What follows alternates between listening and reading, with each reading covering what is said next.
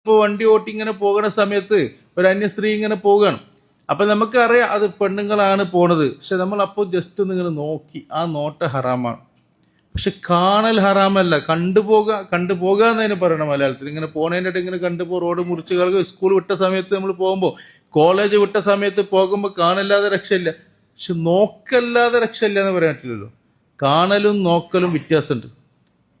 ഇംഗ്ലീഷിൽ തന്നെ ലുക്ക് എന്ന് പറയും, നോക്കുക എന്നുള്ളത്. കാണുന്നതിൽ സീ എന്നാ പറയാം. രണ്ടും വ്യത്യാസം, എല്ലാ ഭാഷയിലും വ്യത്യാസമുണ്ട്. കാണലും നോക്കലും രണ്ടും ഒന്നെന്ന് വിചാരിക്കരുത്. കാണുക എന്ന് പറയും ഇങ്ങനെ പോകുമ്പോൾ കണ്ടു പോകണതാ, നമുക്ക് രക്ഷയില്ല. അപ്പം അതിന് ഹറാമിൻ്റെ കുറ്റം കിട്ടൂല. അപ്പം നമ്മളെ ലെവലിൽ നമ്മൾ പോയാൽ നമ്മളെ ലക്ഷ്യത്തിൽ നമ്മൾ പോകുന്നു, പലവരെയും കാണുന്നു. ആ കാണുന്നതൊന്നും അങ്ങനെ കാണാതെ നമുക്ക് ജീവിക്കാൻ കഴിയില്ല, എവിടേക്ക് പോകാൻ പറ്റില്ലല്ലോ. അതേ സമയത്ത് ജസ്റ്റ് ഒരു നോട്ടം, അപ്പോൾ ഒരു ഹറാമ് കയറി. പിന്നെ കുറേ നേരം നോക്കുമ്പോൾ ആ ഹറാമിന് ഇങ്ങനെ പവർ കൂടി വരാം. സംഗതി പേര് ഹറാം തന്നെയാണ്, തെറ്റ് തന്നെയാണ്. അത് ആ നോട്ടത്തിൽ ഒരു ആസ്വാദനം വരുന്നുണ്ടോ ഇല്ലയോ അങ്ങനൊന്നും എനിക്ക് വന്നിട്ടില്ല, അങ്ങനൊന്നും ചർച്ചയില്ല. ആ നോട്ടം തന്നെ തെറ്റാണ്.